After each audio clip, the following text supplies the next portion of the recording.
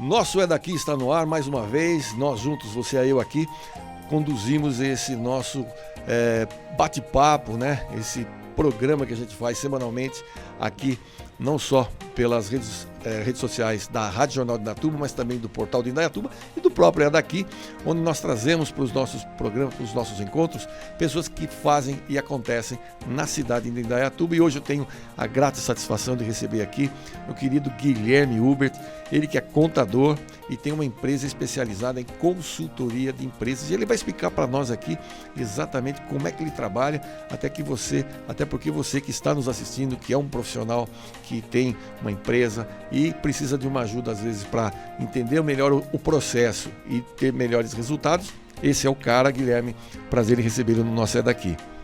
Prazer é todo meu, Jair. É um prazer estar conversando com todos aqui nesse exato momento.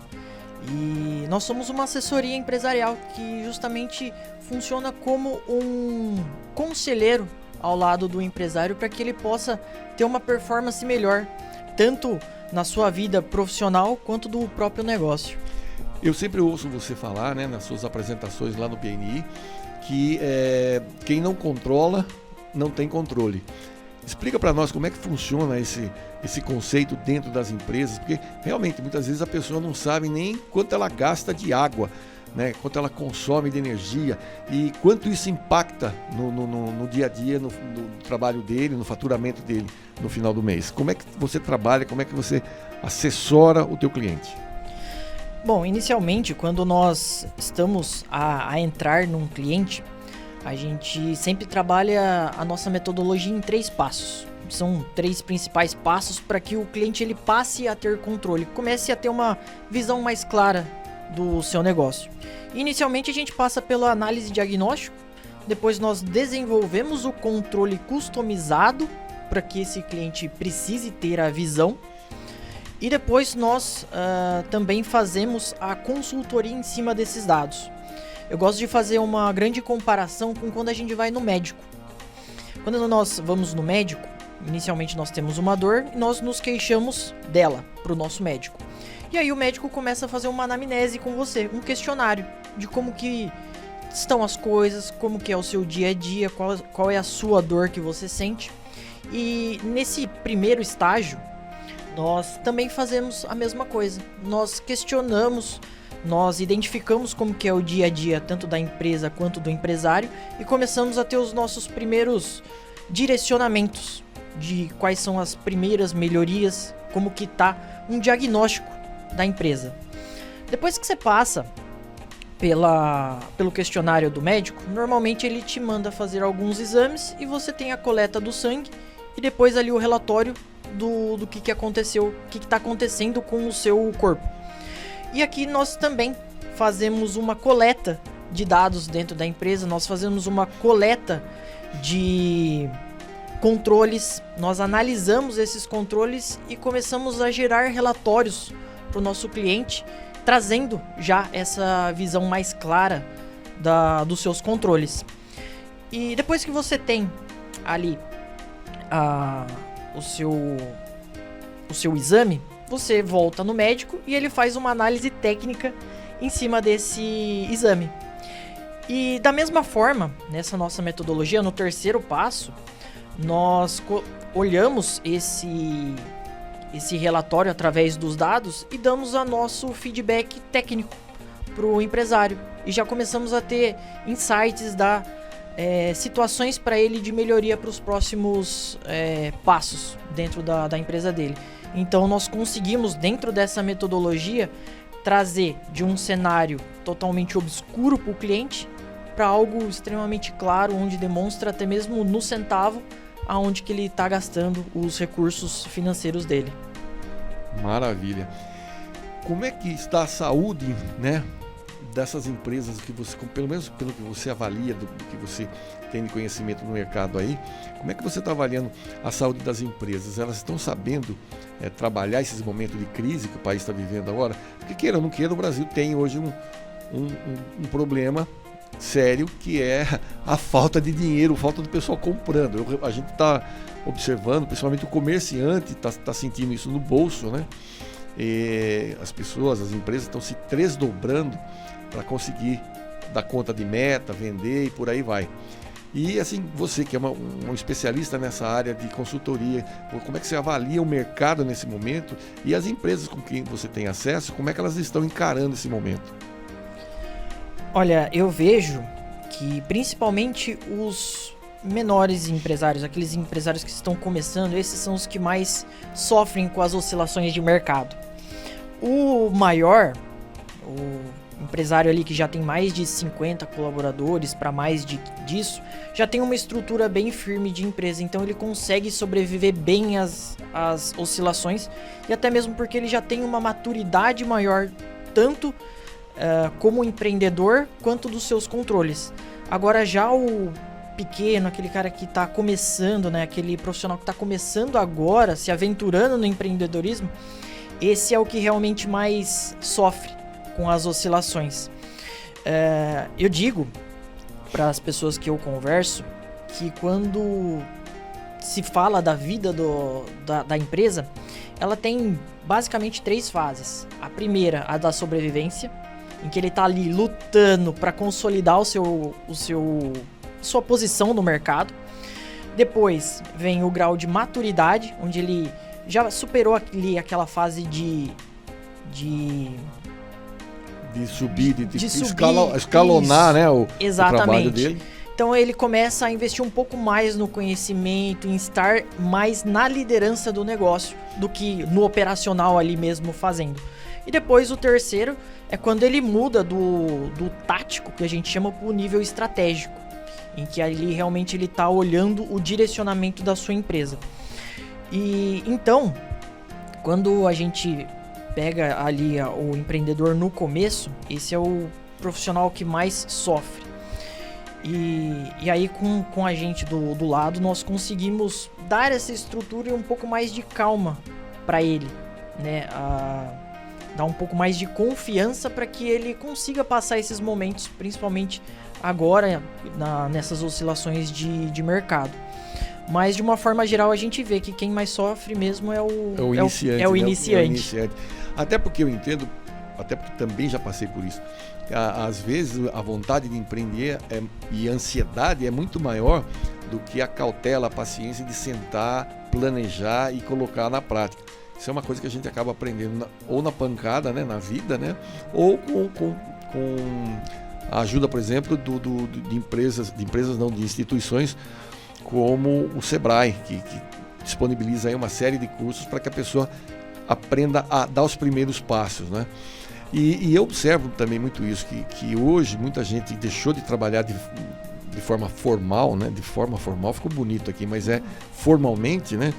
E parte para a carreira solo, até porque a mão de obra hoje em dia, as pessoas não estão muito mais dispostas a se sujeitar a trabalhar de sábado, de domingo, então eles preferem sair em carreira solo, montar um negócio e tocar, né? E aí, isso acontece 2 coisas, né?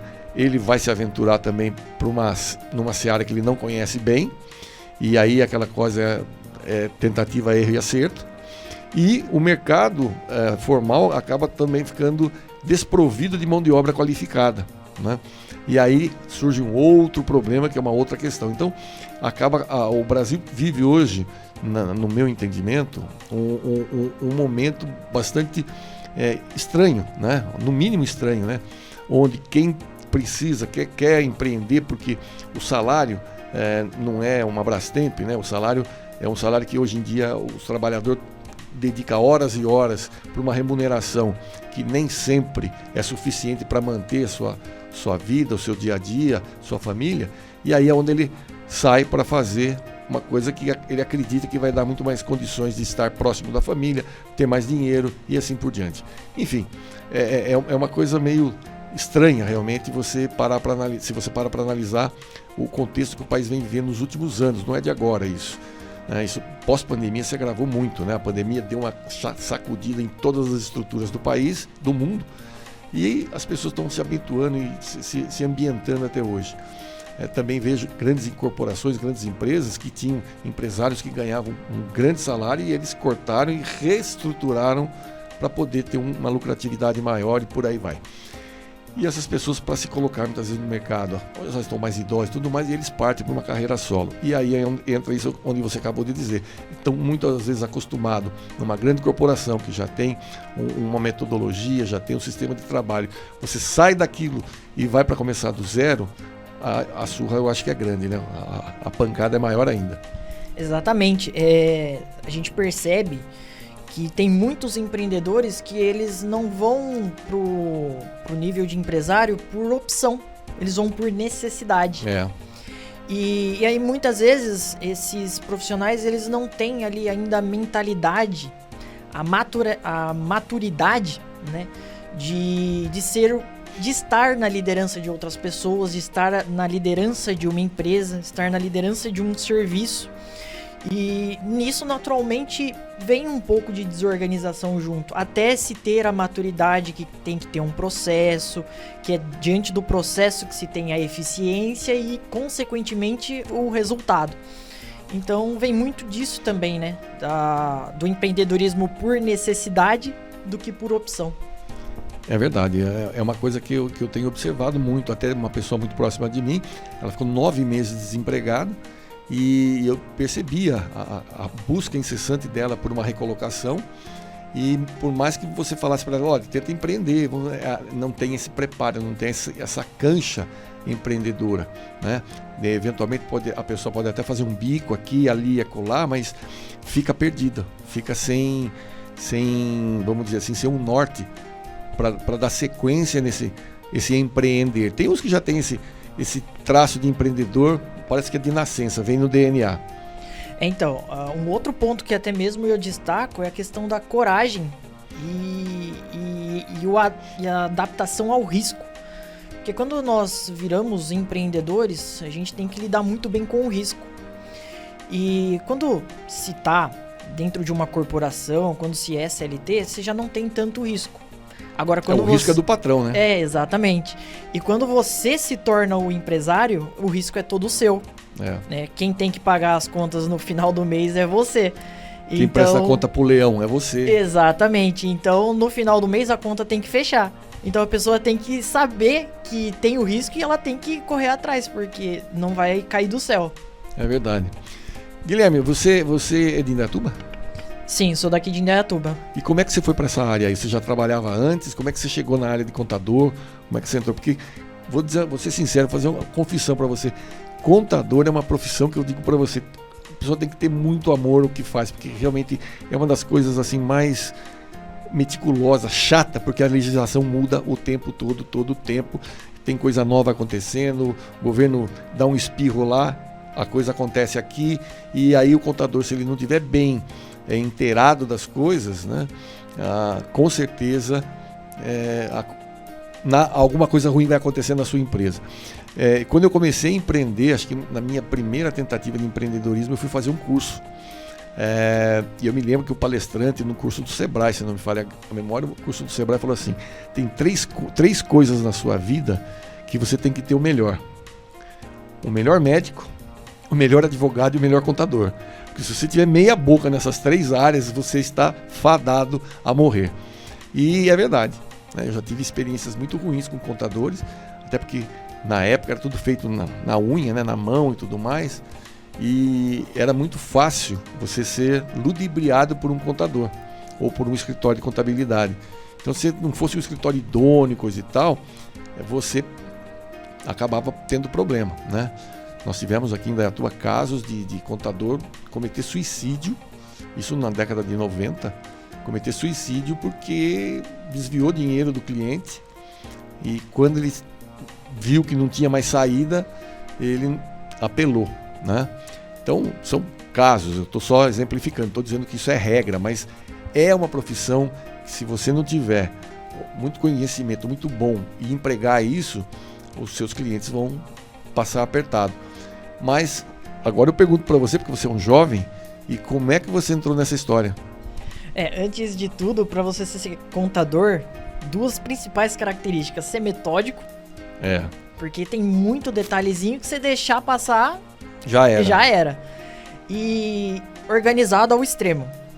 né? Tem que ser organizado porque diante do acúmulo de informação que tem hoje em dia, se não for organizado, você se perde diante de tudo isso. Mas eu me tornei contador por influência do meu pai. Tá. Quando eu tinha 14 anos, quando eu comecei o meu ensino médio, eu estudava no Objetivo aqui em Dayatuba. E foi justamente a época que abriu o ensino médio noturno aqui, na unidade. E daí então, eu por decisão própria decidi ir para a empresa dos meus pais, que tinha uma indústria cerâmica aqui na época. Então eu virei pro meu pai e falei assim, a partir de agora você tem um estagiário. Você ganhou um estagiário. Você ganhou um estagiário, olha só que beleza, né? E aí então eu comecei na empresa dos meus pais, ali na parte comercial, atendendo os caminhões que chegavam, já cuidava um pouco do estoque, da expedição ali, e o balcão. Então ali já comecei meus primeiros contatos com nota fiscal, com controle de estoque, alguns atendimentos ao cliente e assim por diante. E aí vendo como que o meu pai lidava com a empresa, e ele era contador, eu comecei a me encantar com a facilidade até mesmo de lidar ali com os números, de como que o dinheiro ia de um lado e ia pro outro, e assim por diante. Aí eu comecei a ficar um pouco mais próximo dele no dia a dia, né? Não só à noite quando eu chegava da escola, né? Mas comecei a ficar mais próximo dele ali. No profissional. No profissional, exatamente. E aí, então, depois que eu completei meus 18 anos, saí do ensino médio, eu decidi então ir para ciências contábeis. E aí eu falei, olha, a partir daqui então, conforme eu for desenvolvendo a minha faculdade e tendo mais contabilidade, então eu vou para a direção junto com você, né? Eu falando isso pro meu pai. E aí no decorrer da minha faculdade, na contabilidade mais básica ali, eu fiquei até mesmo um pouco mais perto da fábrica. Comecei a ir pro chão de fábrica junto com ele para entender um pouco mais do segredo da produção. Eu já tinha ali o conhecimento do comercial, expedição, um pouco mais do administrativo. Comecei a entender como que funciona a fábrica. O processo de fabricação. Isso, o processo.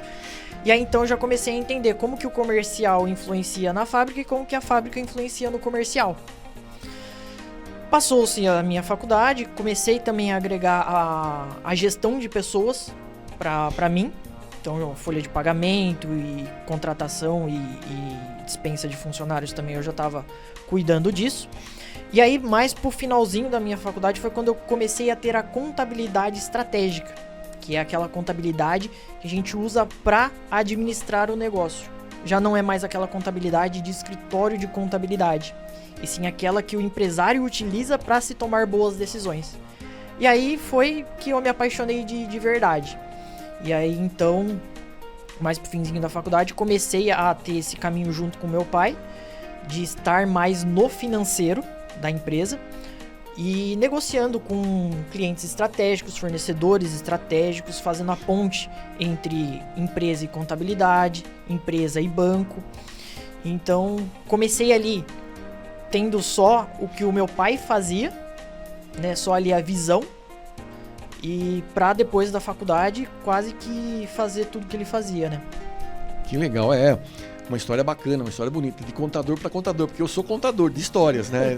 Não passo longe de uma organização como a necessária para um contador, e longe da meticulosidade que ele tem com números, mas de fatos comigo é comigo mesmo. Contar fato, guardar fato é comigo mesmo. Aí eu me lembro que ainda hoje eu visitava um colega nosso lá, o Nicolas, e eu comecei a relembrar algumas histórias com o pai dele, de 1900 e bolinha, e foi muito divertido. E aí eu falei, nossa, como eu consegui lembrar desse fato que estava lá atrás, de 1900 e bolinha mesmo, né? Então, assim, são coisas que são inerentes ao trabalho de cada um. E, de qualquer forma, é sempre importante a gente ter uma empresa no controle, nas mãos, para ter bons resultados. Exatamente.